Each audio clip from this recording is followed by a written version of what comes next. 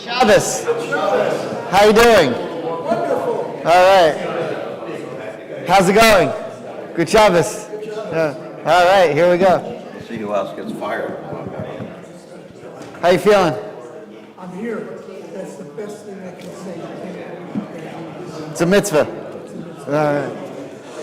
All right. Good to see you. Here we go.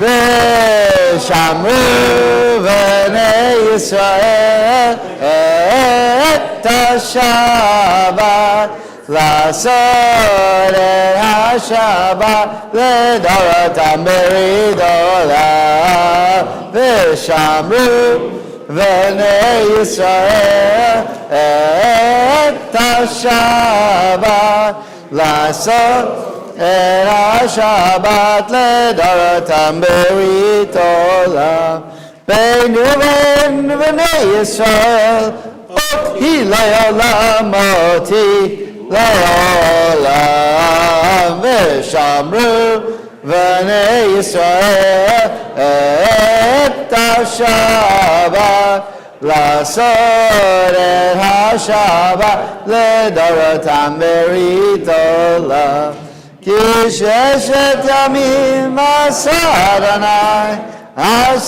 אדוני את השמיים ואת הארץ ושמרו בני ישראל את השבת לעשות את השבת לדורותם ברית עולם וביום השביעי שבת וינפש שבת וינפש שבת וינפש ושמרו בני ישראל את השבת לעשות את השבת לדורותם ברית עולם ברוך אתה אדוני Eloheinu melech haolam Bari beri agafen Amen L'chaim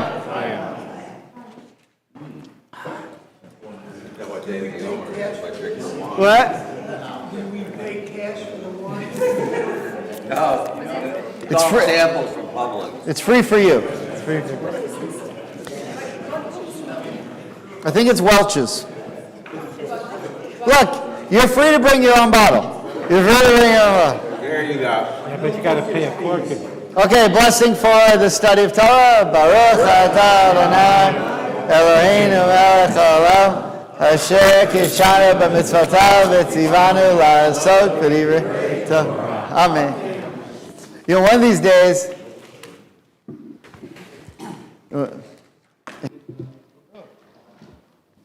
this one did. Oh. Test 1, 2. On, but the light is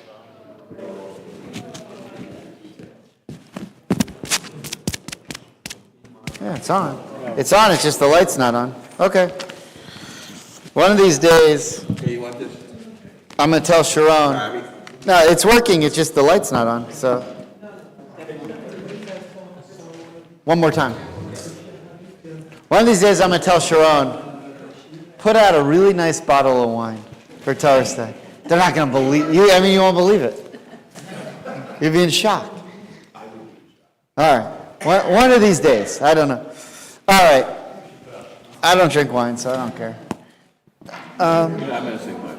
Yeah, it's not for me.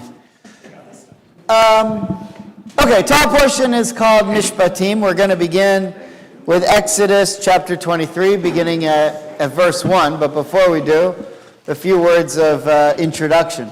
So, hopefully you have the sheet that was that passed around. Last week, in the Torah portion of Yitro, the Torah was given, and the Ten Commandments were read. And so, we're now in the first Torah portion, since the Torah has been given. And that everything, obviously, that came before Yitro was pre-Torah in this world, at least in the written form. Now, by the way, the tradition is that Moses didn't write the whole Torah on Mount Sinai. Moses wrote down on Mount Sinai the 613 commandments, and he had explained to him while he was up there all of what would later become known as the oral law, or at least a fair bit of it. The majority, though, of the narrative and the bones of the Torah were then written over the next 40 years while the Jews were wandering in the wilderness as God dictated it to Moses. And then the very last couple of lines, Moses died, and Joshua wrote them. Now, that's according to tradition. I know some of you believe that the Torah was written, like 8 years ago, or some of you think it was 50 years ago by different schools of people or whatever. But the tradition, if you're into the JEP and D stuff, but that's the tradition. I mean, it doesn't matter to me what you believe. Those are just the different views. So, in order for the Torah to be given when it's given, conditions have to be perfect. So we've talked about one idea, that God tells Abraham, the Jewish people are going to be slaves for 400 years, but then it turns out they're only slaves for 210 years, which can be calculated according to the periods of the characters and when they're born and how long they live. And so we ask the question, well, why did God tell Abraham 400 years? And there's an answer that the Jews were in such a state of impurity because they'd started worshiping idols in Egypt, that had they stayed in Egypt any longer, they would have reached what's called the 50th level of Tumah, impurity, and they would have no longer be recognized as Jews. So if God hadn't taken them out when he took them out, that would have been the end of the story of the Jewish people right there. So, okay, fine, he takes them out, and they had reached the 49th level of impurity, and once they leave Egypt, they travel for 49 days, and each day that they're in the wilderness alone with God, away from Egypt, they descend one level of impurity. So after 49 days, they get to Mount Sinai and they're totally pure because they're at stage 49. And that's why Shavuot comes 7 weeks after Pesach, because they travel for 7 weeks. And if you can do this kind of math in your head, 7 times 7 is 49, which equals the level of impurity, right? Now, then the next day is the 50th day. They're totally pure, so they're able to get the Torah, because you can't get the Torah unless you're completely pure. So that's the first thing that we want to say, that conditions need to be ripe in order to receive the Torah is that the people who are receiving it have to be able to accept it. And if you're not a completely pure vessel, you can't accept something that's completely pure, you would reject it. Your soul wouldn't be able to take it in. Okay, so that's part one. Now Mishpatim comes, and Mishpatim, what does Mishpatim mean in Hebrew? Well, in Hebrew, it's mishpatim. What does it mean in English? The laws, right. If you go to law school in Israel, you're studying mishpatim. Law school in Israel is called mishpatim. That's just laws. Now, what Mishpatim is going to begin to deliver are the laws. And it is our understanding, I mean, it's a basic intelligence. Our understanding is that the laws are Supposed to represent the truth. Right? The laws are supposed to be the truth. So when God tells us,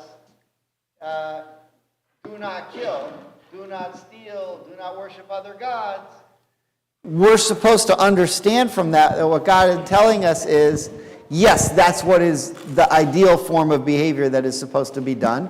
And to do other words would be to bring the opposite of truth into the world. And the opposite of truth is falsehood. Now, today we have laws we may not agree with. Okay?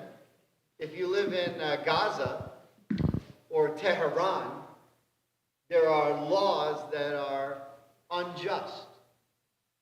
That are unfair. But they don't come from God. What we're supposed to understand from the Torah is that it's true. So, when an author writes a book, you sign your name to it. And so Where's God's name on the Torah? So one of the things the rabbis say is if you take the first three words of the Torah, and this is a little bit of a stretch, but if you take the first three words of this Torah, Bereshit bara Elokim, and you take the last letter of those three words, you can make the word emet, truth. Okay. Now, something else to consider. The word emet, you've heard the word emet? Or maybe you've heard emes. That's the Ashkenazic way. But emet is a very interesting word. It means truth. It's made up of three letters that just happen to be the first letter of the alphabet, the middle letter of the alphabet, and the last letter of the alphabet. Pretty cool, right? Literally the first, the middle, and the last letter. Aleph, Mem, and Taf are the first, middle, and last letter of the alphabet. And the idea is that if you want to get to the truth, you have to look at every single perspective. You have to look through the whole alphabet. On the other hand, the word for lie in Hebrew is sheker, which are three letters at the end of the alphabet that are right in a row. Shin and Kuf and Resh are right next to each other. Which means that when you have a lie, you're not looking at the full gamut, you're not looking at all the different possibilities. Pretty amazing, right? The difference between emet and sheker. So the reason why I say this is because we're now getting to the point of the Torah where the Jews, for the very first time, are free as a nation.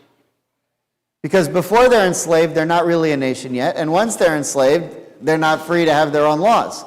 But now that they're free, they're able to get the Torah and to have their own laws. And it's the first time really in Jewish history that the entire Jewish nation is going to be governed by what we would call emet, by what we would call truth. Now, the question is, how do you define truth? What exactly is truth? And like I just said... Sorry. You good? Okay. All right. No problem. It's a team sport. Torah's a team sport. Emet, to say it's the truth, means that what you're saying is we're going to look at it from every possibility. So you might ask the question then, well, what do you mean every possibility? It's either true or it isn't. Okay. So comes Jewish law and says, well, we'll see about that. And today we're now going to have the introduction of Jewish law. But let me just say this. Why do we have now the Torah portion of Mishpatim? Right after, and why does the Torah come in the Torah portion of Yitro? Who do we count on, Scott, in society to give us the truth? The ultimate truth. You need judges. Okay. So what was Yitro's advice to Moses? Delegate. Delegate what? Responsibility to make decisions. But Create a court system. So what Jethro says to Moses is, you can't govern 1.2 million people on your own. You can be the Supreme Court, but you can't be the whole thing. You need to create a system of judges and make sure they're trained in the truth. So Moses says, you're right. And he creates judges and he sends them out, and now you have a court system. But you can't have truth in the world until you have people who can administer it. So what happened last week in Yitro was we developed a court system. Now that the court system's in place, what can happen? We can give the Torah.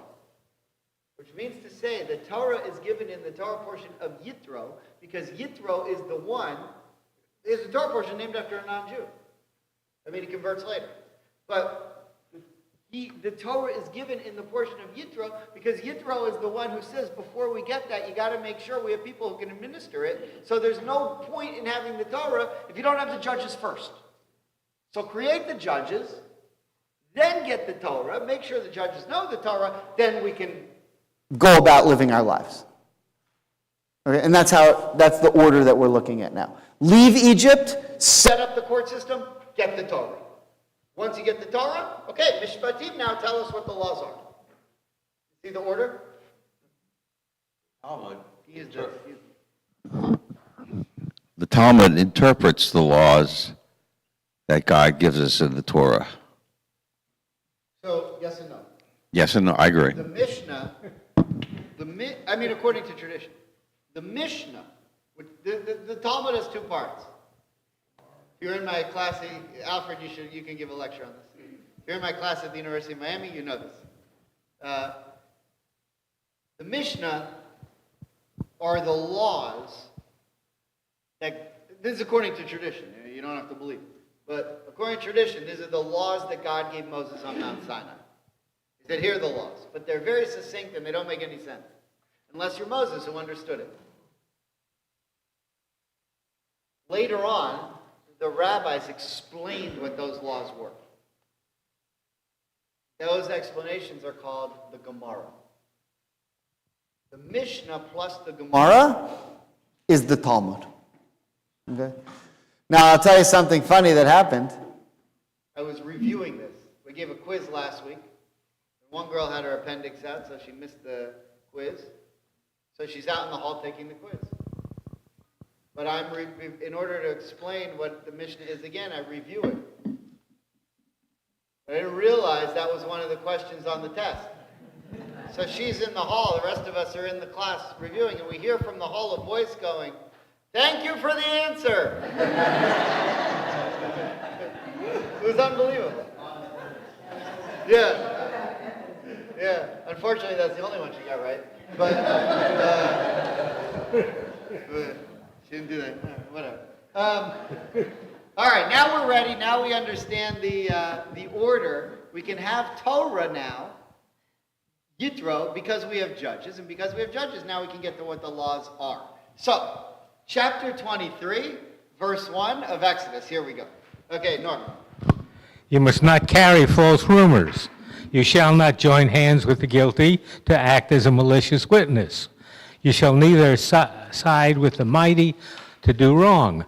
You shall not give perverse testimony in a dispute so as to pervert it in favor of the mighty. Okay, so very clearly,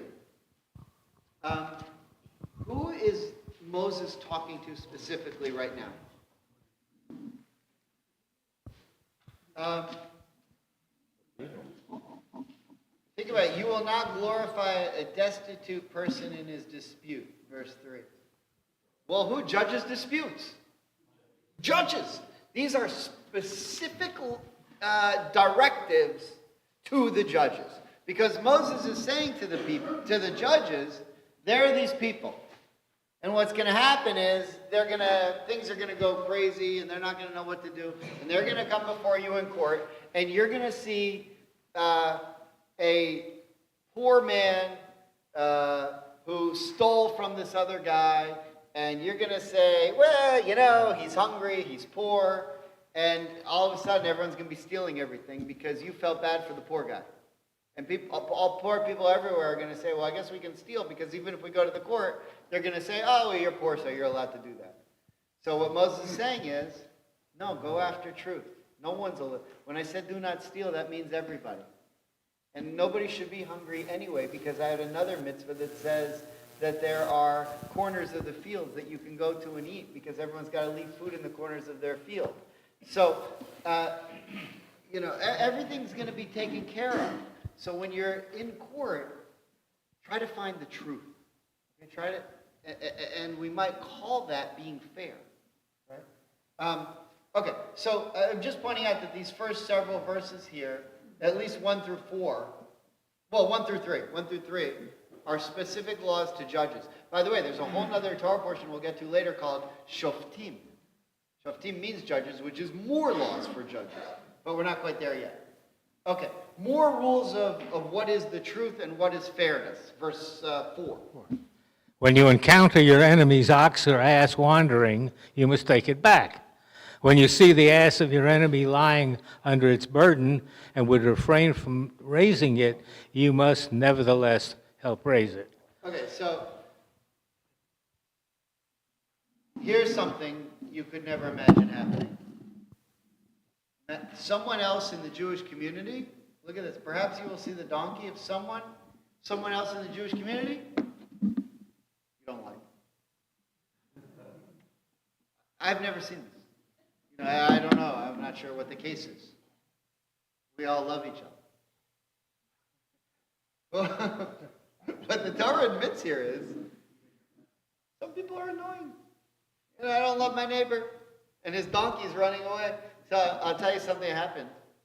I announced it yesterday for those of you who are here, but there was a woman from my congregation in Fort Myers who was here last night, and I converted her many years ago. Well, her certificate got lost in the hurricane because her house flooded. So she lost the certificate. So she said, I'm going to be in Miami. Can you give me another certificate? I said, I never heard of you. I don't know. No. I said, you got to take the test again. No. I remembered her. She was delightful. So she was here last night. We gave her another certificate. But even if I hated her, which I don't, but even if I did, you have to give her this. You have to take care of her, right? So you might think, this is a real challenge. Because you might say your neighbor, something's going on, or like, if something's going wrong at your neighbor's home and your neighbor's not there, like it's on fire or someone's breaking in or whatever, you're not supposed to say, good. His dog doesn't pick up after his dog in my front yard. Sorry, see ya. You can't do that. Right? That's falsehood. Right? That's the opposite of. Okay, so that's number. But I love that the Torah admits there's an outside chance you may not all like each other. I mean, it's not funny to you because you all love each other, but I just something that happens once in a while. Okay, verse 6. You shall not subvert the rights of your needy in their disputes. Keep far from a false charge. Do not bring death on those who are innocent and in the right, for I will not acquit the wrongdoer. Do not take bribes, for bribes blind the clear-sighted and upset the pleas of those who are in the right. You shall not oppress a stranger, for you know the feelings of the stranger, having yourselves been strangers in the land of Egypt. 6 years you shall sow your land and gather its yield, but in the 7th you shall let it rest and lie fallow. Let the needy among your people eat of it, and what they leave, let the wild beasts eat. You shall do the same with your vineyards and your olive groves. 6 days you shall do your work, but on the seventh day you shall cease from labor, in order that your ox and your ass may rest, and that your homeborn slave and the stranger may be refreshed.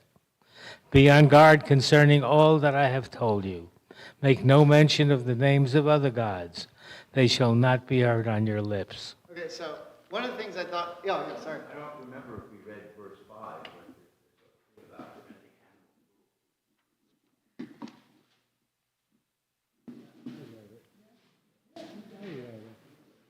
Yeah, no one doesn't know. yeah. There's some other verses in the Torah that talk about animal cruelty as well. It's strictly forbidden. Yeah. Can you use the mic? Can you pass the mic back to Hillary? So this is Moses speaking, right? Is he speaking for God, or is he speaking for himself? I'm assuming he's speaking for God, right? Like he's saying things that God would want him to say? So Because I have a question if that's the case. I don't know that he's speaking here. I think he's just writing this down. Because it doesn't say, and he said, which it usually does when he's speaking. So I think these are just the things that he wrote down as God told him to write down, saying, here's your laws. Okay, then on verse 7, Okay? for I will not acquit, the I would assume is God then I will not acquit the, wherever the heck it is, the wrongdoer. Thank you. Okay. Well, that kind of bothers me because a lot of wrongdoers get away with stuff. Okay. So what does this mean? Beats me. Okay, so there are some other places in the Torah that explain this, where it's called the Haniglot v'Hanistarot. We did that class at one point. It was like many years ago. So there is. Imagine we have a member of the congregation who's studying Mishnah Torah with me, and we're going. He has a yeshiva background, so very advanced the stuff that we're doing in Hebrew. Well, we've been studying the laws of Sanhedrin. We've been doing it for over a year. We've been through 22 chapters in the Hebrew together. And when you get towards the end, one of the things that Sanhedrin is the tractate in the Talmud that talks about what goes on in the courts and how different punishments are meted out. So there are two types of, you're not going to like this, I don't think. But there are two different types of punishment. So there's punishment that can be proved in court, and there's punishment that you can't. So punishment that you can prove in court is called mitat beit din. The death that's given, a death sentence that's given, or whatever the sentence is that's given by the court because it's been proved in court, and so they give it. But the Talmud admits there are other times where people commit crimes and you don't have all of the pieces in order that are necessary to give someone the punishment. So for example, if someone commits a capital offense, they can't get the death penalty unless there are two witnesses, and those two witnesses have warned them that what you're doing is a death penalty offense, and they say, and then they respond, yes, I know that, and I still want to do it. And then they do it, okay, then you give them the death penalty. So if there's only one witness, and he did it, of course, that one witness we don't accept. You need to have two witnesses. So what do? They say that, well, there's this thing called not mitat. Mitat means death of. Not mitat beit din, which means death of the court. Mitat bidei shamayim. Death at the hands of heaven. Death at the hands of the heavens. Which means that God will ultimately punish this person. And, they're probably going to get hit by a car or something terrible is going to happen and whatever. But they don't have enough. So I want to tell you something really interesting. I can prove that this works. How can I prove it? O.J. Simpson. So did any of you watch the 4-part documentary on Netflix about the O.J. trial? Did you watch? Anybody watch it? Yeah, it's pretty good. It's actually really good. I thought it was fascinating. So here's OJ, gets off, right, from the trial, and he's going around, and then he steals like a baseball card and a football, and gets 33 years. Because he stole like a football and a baseball card. So that's Mita Vite Shamayim. So I knew this one rabbi, he said to his student, this Orthodox rabbi, he said to his students, they're wrapping tefillin in the morning before their prayers, and he said, I bet you I could get any of you to not put on tefillin today. He said, I'll offer any of you $1 million, if I offered any of you $1 million to not put on tefillin today, I bet none of you would accept it. Now, us, we'd be like, you might want to rethink that. I don't even own tefillin. Right. But these Orthodox students who put them on every single day of their lives, so they said to him, really, why do you say that? Because if you do it, you're going to be worried that something terrible is going to happen. Because you're going to walk around all day thinking, yeah, I got $1 million in the bank, but I did this, and now God's going to punish me for it. Because that's the way that they think. Now, we may not think that way, but the people who lived back then did.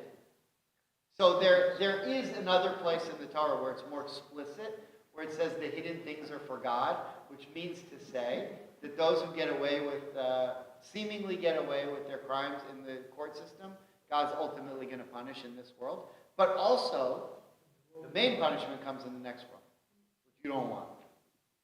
So, Carol's hand, and then we'll go to a couple others.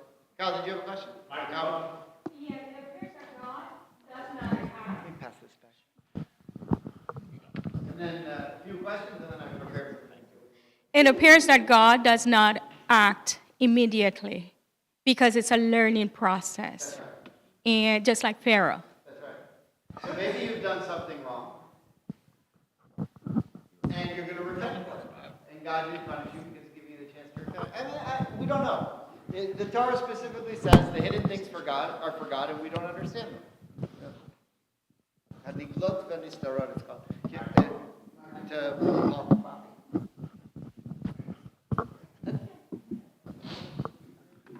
Yeah, Rashi on 7 says, for I will not exonerate the wicked, i.e., it is not up to you to bring him back and convict him, for I will not acquit him in my judgment. Even if he was released by you as innocent, I have many agents by which to administer to him the proper form of death to which he is liable. So you can rely on me. Actually, sometimes And as a follow-up to that, I'll speak loudly so you don't need the mic over. I still won't be able to hear you at home. You don't care that they won't hear you at home. I got it. Okay, so as a follow-up to that, basically by saying the innocent and the righteous, mentioning both, it's basically saying there's no double jeopardy. You can't bring somebody back to court after the first time because don't worry about it. I'll take care of them. That's right. You're not allowed to bring someone back for guilty, but you can bring someone back to prove that they're innocent. So if they prove that they're guilty, and then you find information that maybe they're innocent, you're allowed to bring them back. But if they're innocent, and then you find information that you're guilty, there's no double jeopardy. But there's mitas bidei shemaim, which means be careful crossing the street. Okay, let's go back to verse 1. Because verse 1 specifically talks about truth and not truth, or truth and falsehood. So look what it says here. Verse 1, my translation may be different, but the Hebrew says, lo tisa, and then the third word you're probably familiar with. In Hebrew it's shema, but it's the same letters that make up shema. Lo tisa shema shav. Shav means like a falsehood or something that's in vain. You shall not bear a meritless report. Do not put your hands with an evil person to be a fraudulent witness. Now, considering that this is this week's Torah portion, where it says you shall not put your hand with an evil person. Listen closely to the Hebrew. Im rasha, with someone's wicked. Liyot eid chamas. The word there is eid chamas. Right? The wickedness of the witnesses of Hamas. Don't be, and they have made a particular performance this week of falsehood, of evil. And that happens to be this week's Torah portion. The word is Hamas. Now, look, we've been troubled by Hamas for over a year, so this could be any week's Torah portion.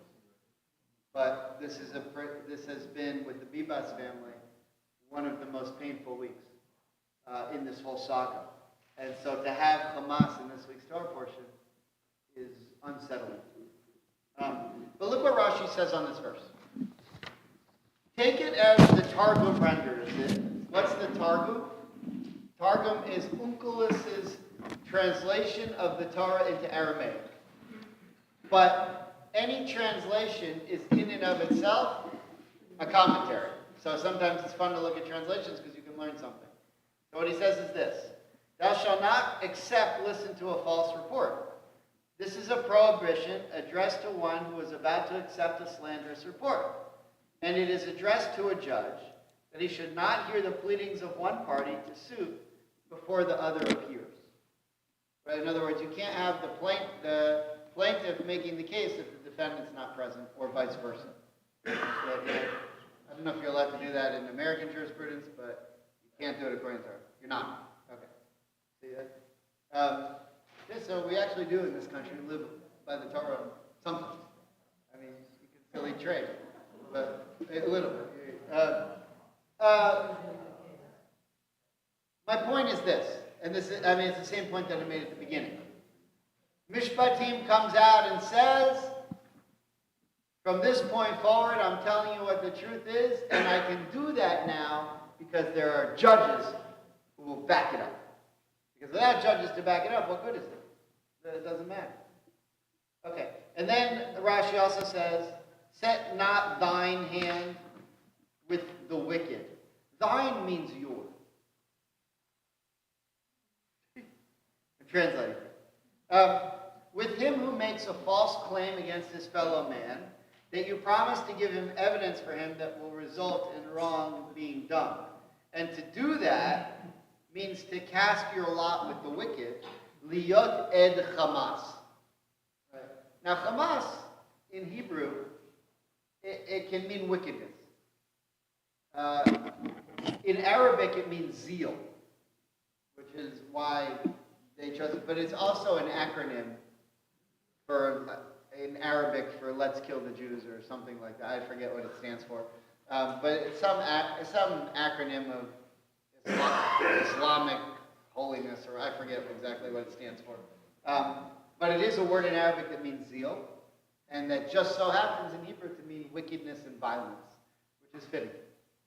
And I don't think it was a coincidence that that's what they went with. Now, if we went to the Mishnah and we looked at Pirkei Avot, so do you know what Pirkei Avot is? Yeah, what is it? So it's part of what corpus of literature? The Mishnah.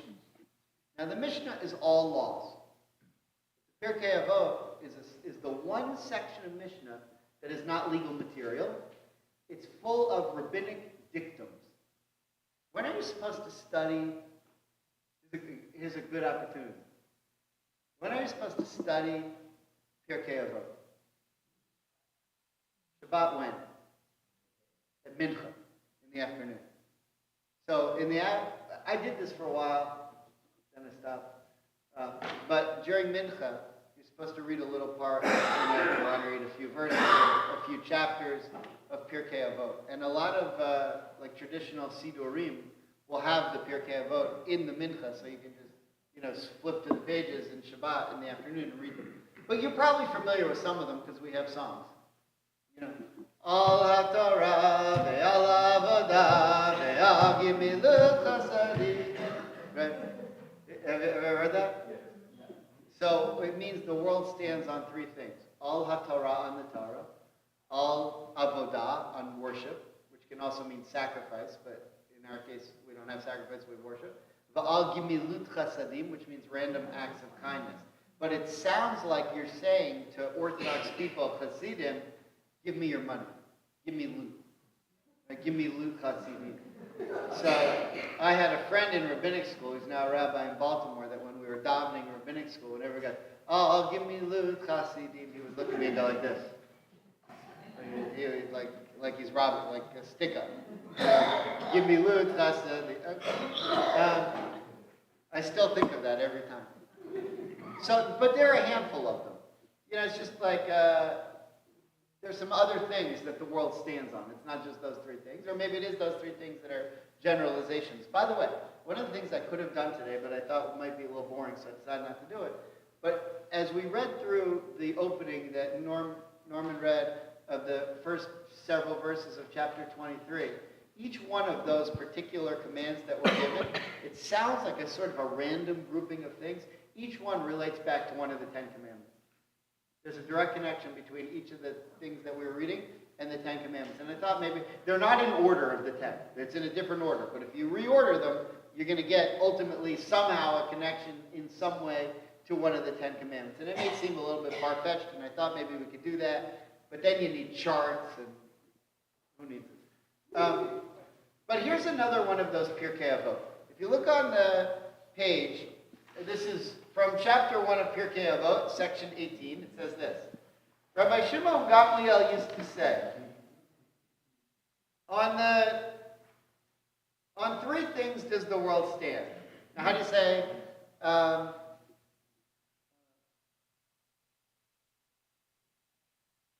okay, so it doesn't matter. It's not part of the song.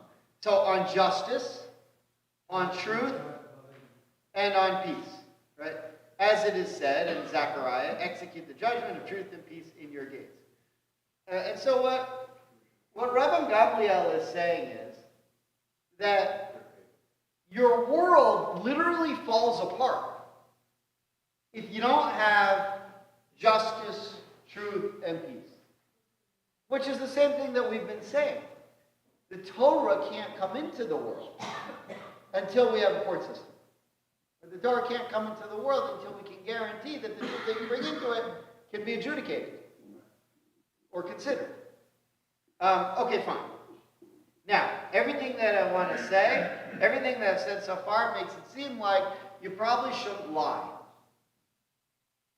You should probably make an effort to tell the truth.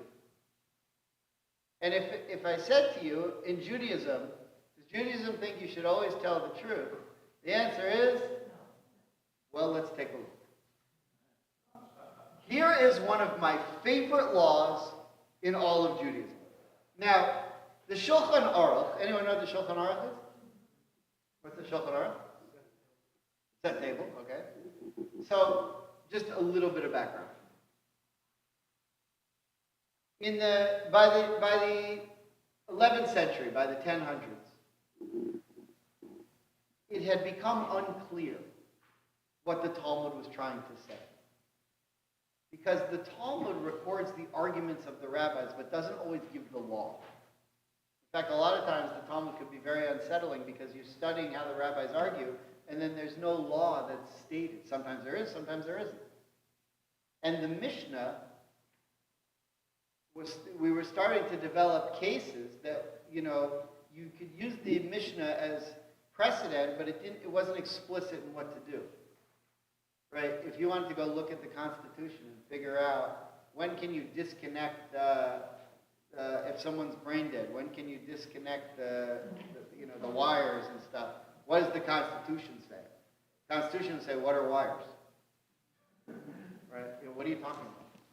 Well, new cases come about. So, okay, we go back to our principles. It's the same thing in Judaism. We go back to our principles, but new cases came about. So in the year 1000, well, in the century, in the 11th century, there was a rabbi named Rabbi Yitzhak Alfasi. If any of you have ever been to Fez, Morocco, maybe you went to his grave. He's one of the greatest rabbis of the day. And he came up with an idea, which was, I'm going to summarize the Talmud. and I'm going to write it down so that people can take away the arguments and just see what the law is. But he wrote it in sort of a convoluted way, and it was hard to understand. About 100 years later, Maimonides had the same idea and did the same thing, but wrote it in much clearer, beautiful Hebrew, and it was called the Mishnah Torah. Right? About 200 years after that, another rabbi came from an Ashkenazic point of view, because Maimonides came from the Sephardic point of view and did the same thing. His name was Jacob ben Asher, and he wrote the Torah. So now we had three different law codes that summarize the Talmud. The Torah, the Mishnah Torah, Maimonides, and Rabbi Yitzhak Alfasi, who was known as the Rif. He wrote a book called Sefer HaHalachot, the Book of Laws. In the 1500s, Rabbi Joseph Caro in Sfat came along and said, I have an idea. I'm going to write the definitive law code. And I'm going to take those three and call them my pillars. And I'm going to say that the Jewish law is the majority of what those three say. So if two of them said one thing and one of them said the other, we go with the two. If all three say this is what it is, then great, that's what it is. And he wrote this thing called the Shulchan Aruch. Now at the same time in Krakow, Poland, another rabbi had the same idea. His name was Rabbi Moshe Israelis. And if you've been on March of the Living and you went to Krakow, you probably went to a shul called the Shul of the Ramah. He's actually buried out back. Which is it's a nice model. I actually have a plot right here for me. Why not? Save 10 grand. Go on Mount Nebo. Charge me. I'm getting my contract here. Dig up the asphalt. I think then you don't have to pay taxes, right? Right? There's something like that. All right. So the Reef had this idea that he was going to do the same thing. And it took them each about 20 years. But right as the Reef was about to finish, someone came to him and said, you know, you've been working on it for 20 years? Someone in Sfat just did the same thing and he finished. He said, you did this all for nothing. I said, well, hold on a minute. Because we Ashkenazic customs are a little bit different. Well, what they basically combined together, which is the Shulchan Aruch written by Joseph Caro and with the notes of Israelis, is called today the Shulchan Aruch. And Jews all around the world, Ashkenazic world and the Sephardic world, every Orthodox Jew in the world accepts this as the definitive legal code. This is what everyone goes to. It's not in the Shulchan Aruch, it's not the law. There were some Jews in Yemen and some other random places that stuck with Maimonides and said whatever Maimonides says, that's what we go with. But almost the entirety of the Jewish world to this day goes by the Shulchan Aruch. So that's what the Shulchan Aruch is. This is one of my favorite. Yeah. Well, let's go ahead. Go ahead. I'll repeat your question. You have mentioned wires, disconnect the wires or not. 2 years ago, I attended a lecture series at Mount Sinai Hospital. They were talking about end-of-life, palliative care, etc., which I was involved in. And the question is, what are the obligations according to the Orthodox view of this? What do you do if you start off something you say it's futile, remove it? Here was the answer. You're not obliged to start anything.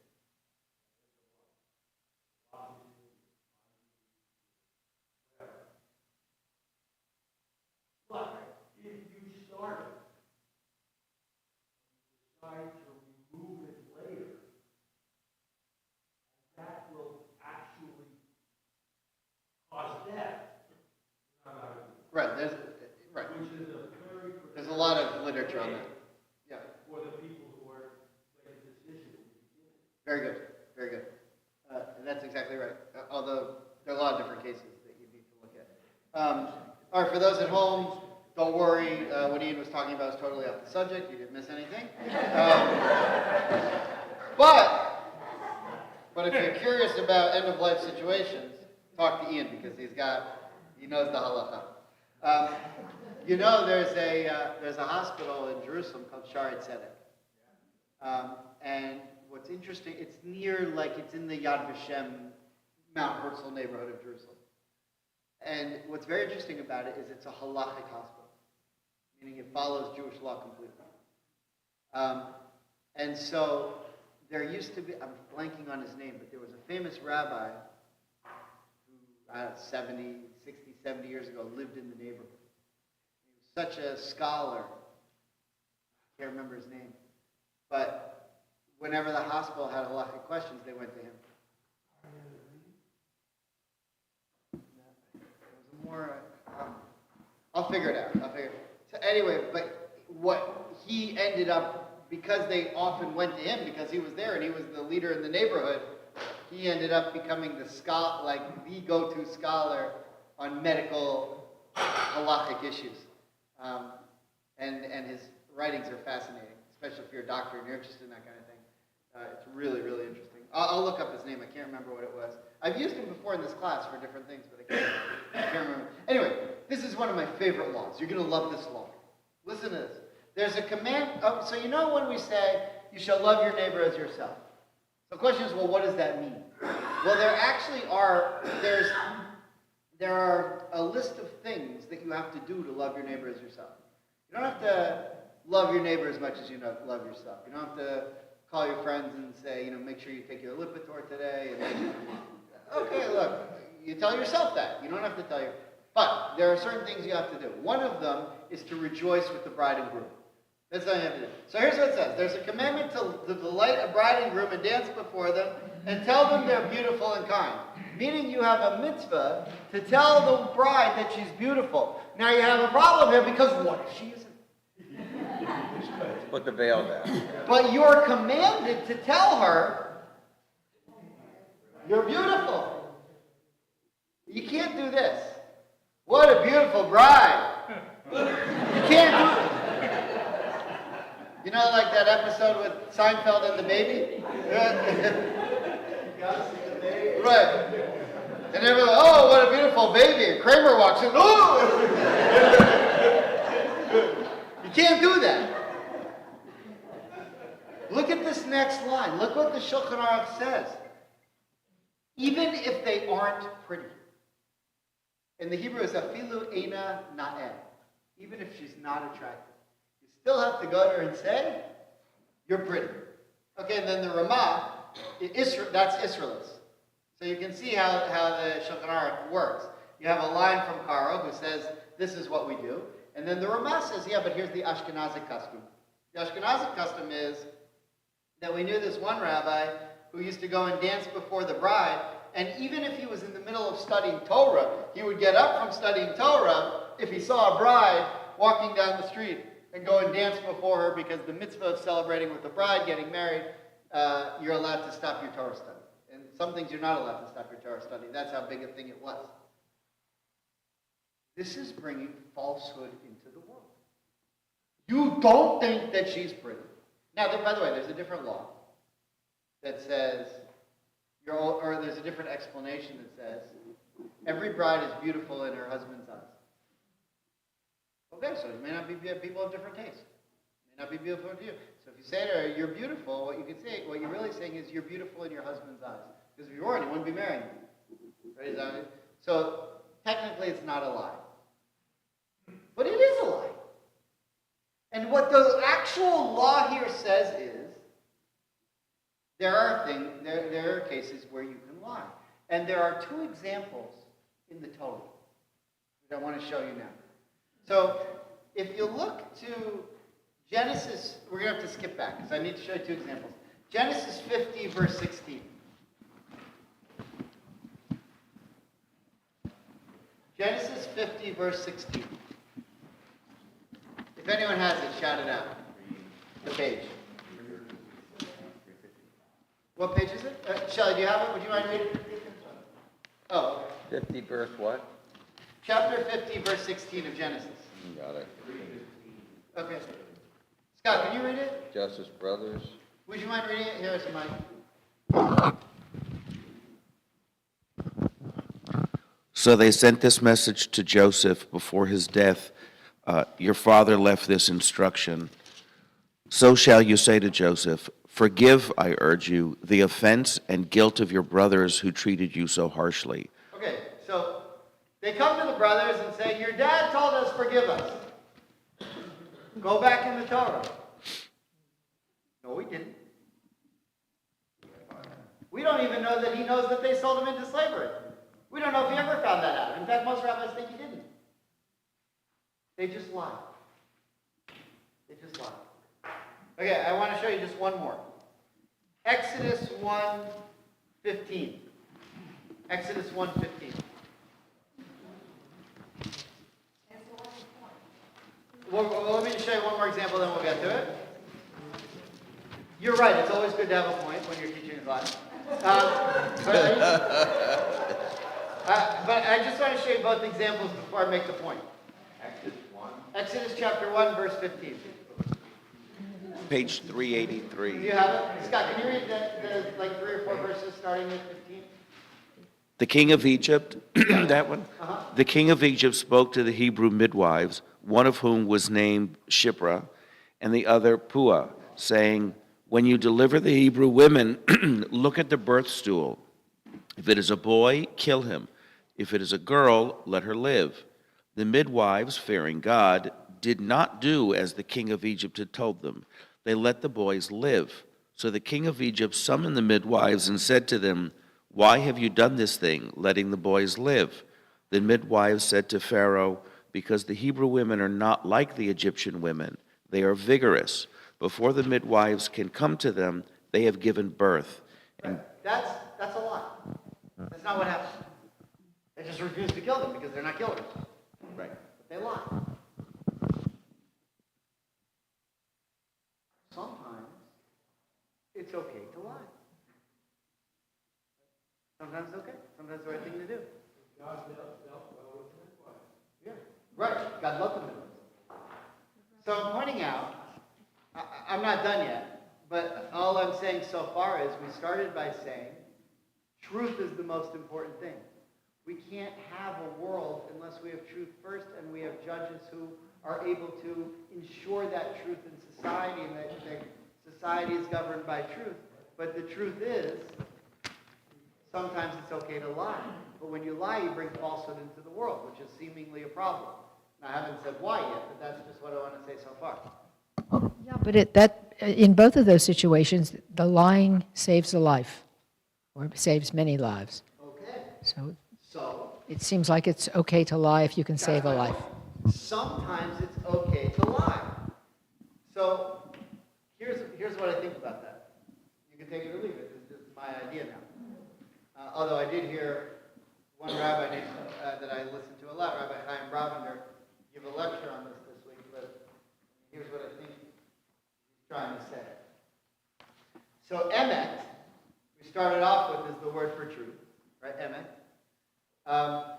And we pointed out that it's made up of the first letter in the alphabet, the middle letter of the alphabet, and the last letter in the alphabet. And the idea is that sheker, the word lie, are 3 Hebrew letters that are right in a row, which means and the inference there is that you're looking at something from a very narrow perspective, whereas emet, you're looking at the whole broad view and taking into every different aspect, and okay.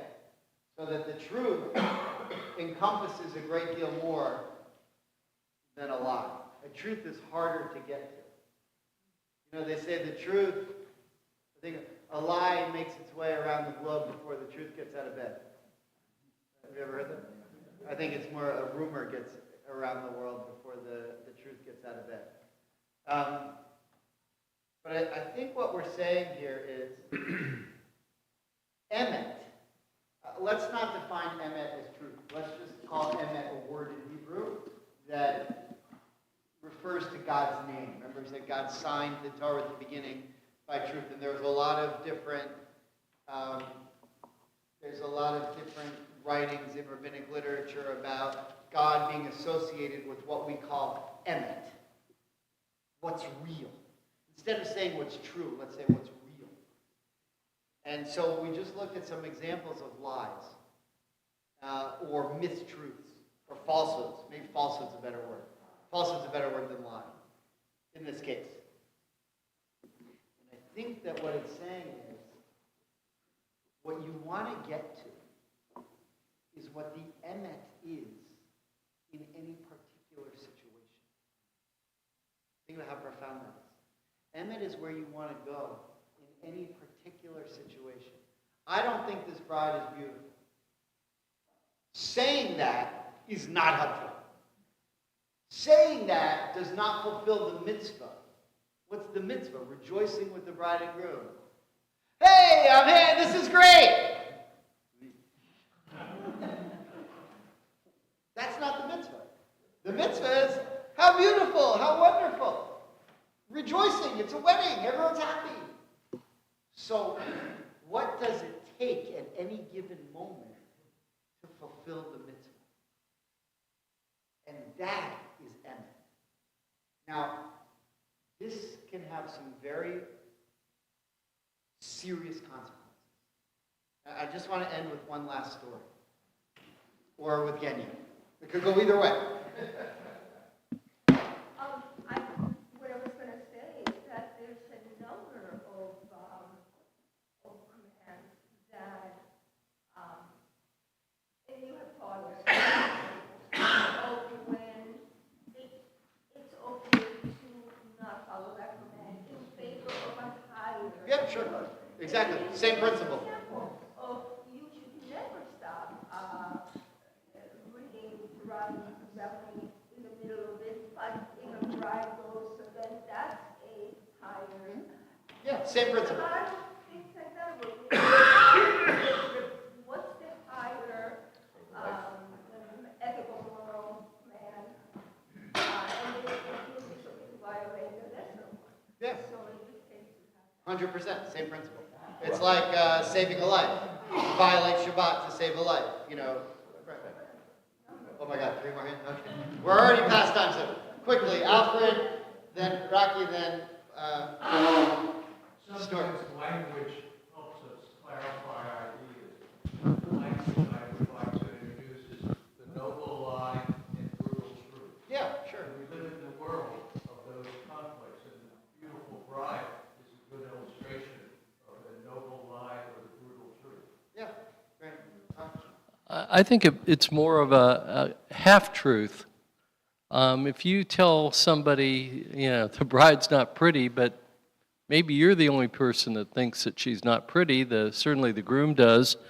When they told the Pharaoh that the Jewish women, the Hebrew women, were having babies too quickly, maybe one did, maybe a lot of them did, but maybe not everyone did.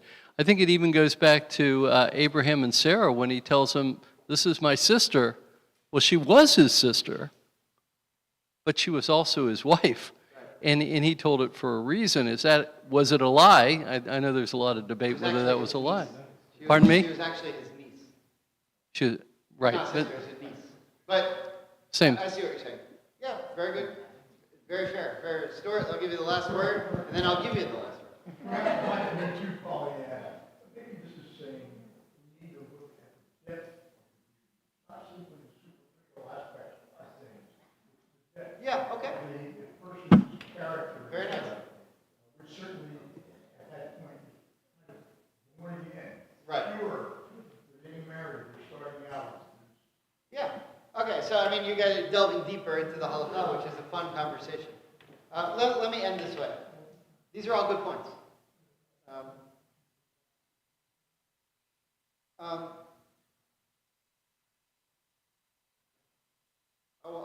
take this to a more contemporary and more serious note on what's going on in the world today. There's no secret that this has been one of the most painful weeks for the Jewish people in a while, probably since Hirsch was killed and the other hostages who were with him, in a series of very hard weeks over a long period of time already, since October 7th. The week after, the Shabbat after October 7th, the next weekend, when I spoke about it from the Bima, I talked about the Torah portion that week, which was Sodom and Gomorrah, which was ironic because Sodom is, sort of that area, into the Negev, towards Gaza. And when Abraham found out that God was going to destroy Sodom and Gomorrah, Abraham said, you can't do that. Because the idea of destroying a whole city is contrary to what I recognize as what is correct and what is true and what is real. And you can't do that. So God said to Abraham, all right, why do you think that? And Abraham said, well, because there's probably, there's got to be some righteous people there. And he said, okay, how many think there are? 50. God said, I looked, there's not. Okay, 40.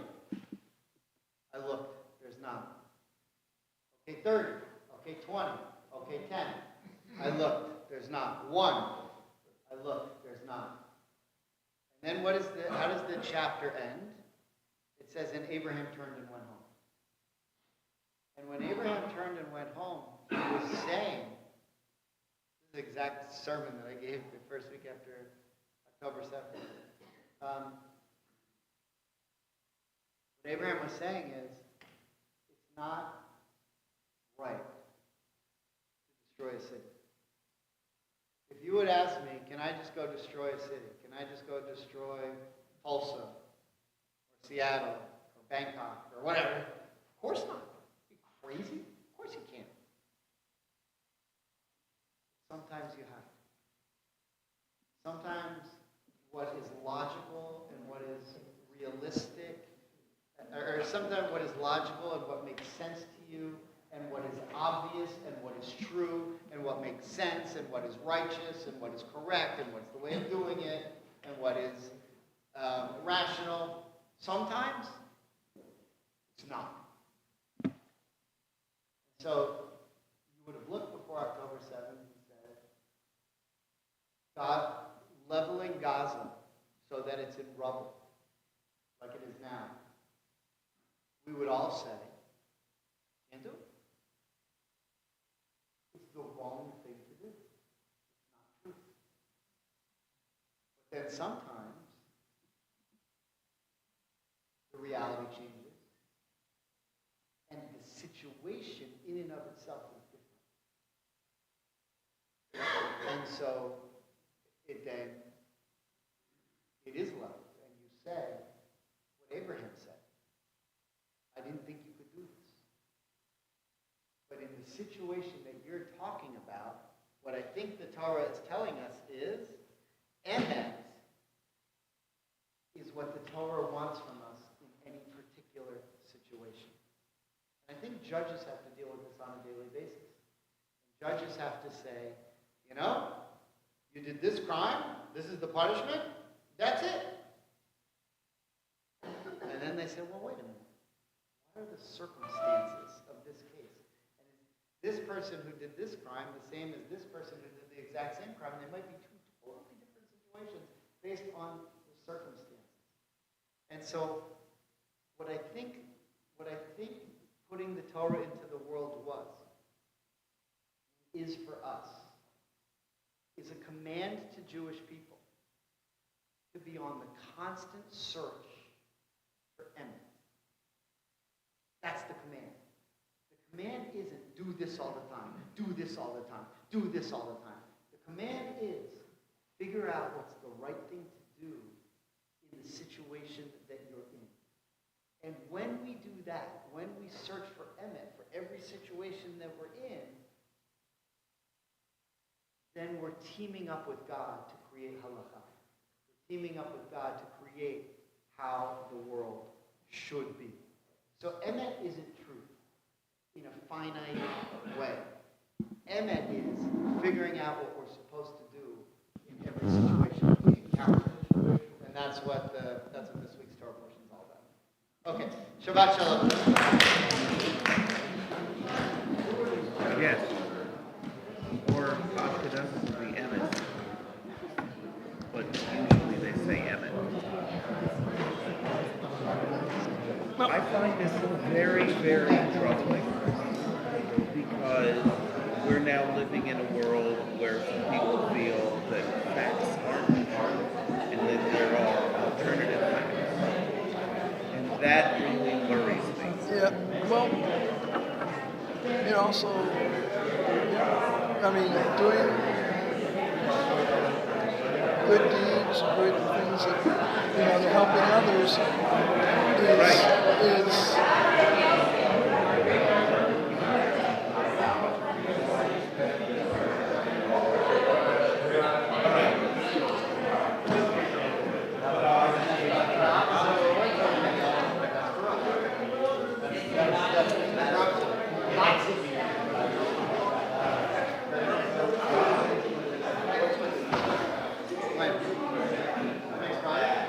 Oh, we have a celebration spot there.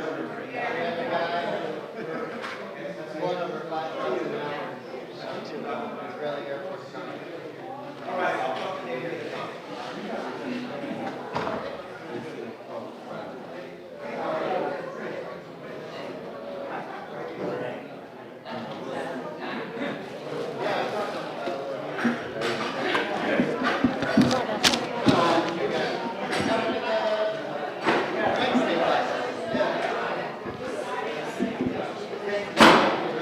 I'm looking forward to seeing her. See her tomorrow. Okay, the lobby is his daughter looks great back. Yeah, it should be a lot. They're gonna have all the leaders in the house. APAC. Oh, that is Come.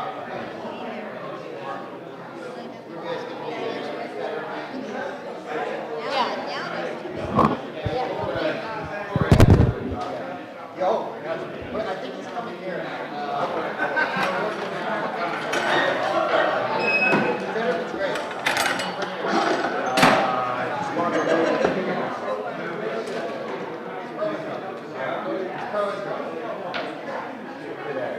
No, here. There are other songs about that.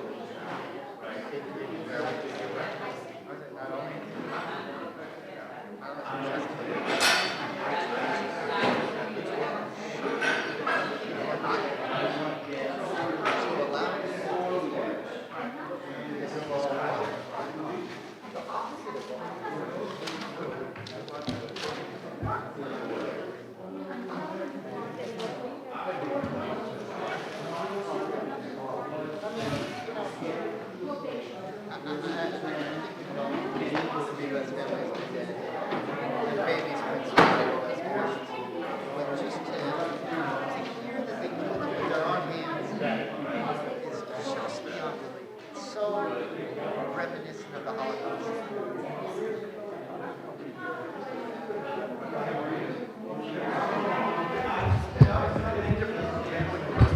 You hear what the hostage said about the college kids? The hostage said that the Hamas captors admitted to them that the Hamas captors were working with agents in America on the college campuses and that they were running that stuff. And here you have students at Columbia literally working with Hamas.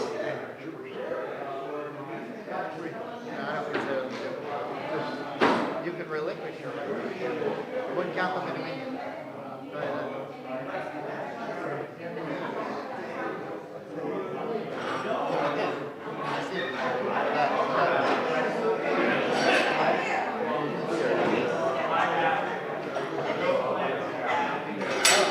That's how you know this.